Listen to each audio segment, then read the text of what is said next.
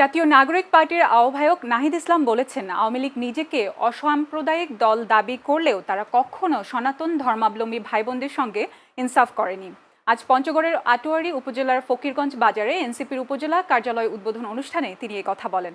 নাহিদ ইসলাম আরও বলেন, মুজিব পরিবার এদেশে জমিদারি চালু করেছিল, তা ছাত্র জনতা ভেঙেছে। নতুন কোনো ফ্যাসিবাদ তৈরি হলেও তাদের বিরুদ্ধেও এদেশের মানুষ লড়াই করবে। এই সময় এনসিপির দক্ষিণাঞ্চলের মুখ্য সংগঠক হাসনাত আবদুল্লাহ বলেন, আজ যারা চাঁদাবাজি করছে তারা ক্ষমতায় গেলে জনগণের টিন খুলে নিয়ে যাবে।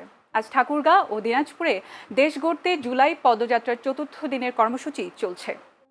এই যে হাসিনা সরকার, হাসিনা সে নিজে তার দলের নেতা কর্মীদের পালায় গেছে দেশ থেকে।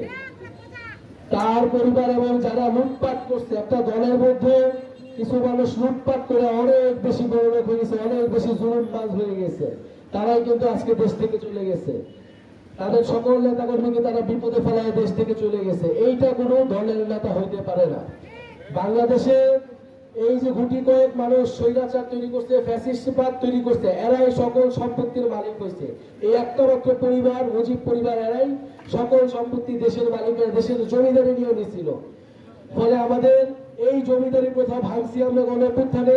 নতুন করে যদি কোনো জমিদারি প্রথা, নতুন করে কোনো স্বৈরাচার, ফ্যাসিস্ট, চাঁদাবাজ তৈরি হয়, তার বিরুদ্ধে আমাদের লড়াই করতে হবে, তার বিরুদ্ধে কথা বলতে হবে।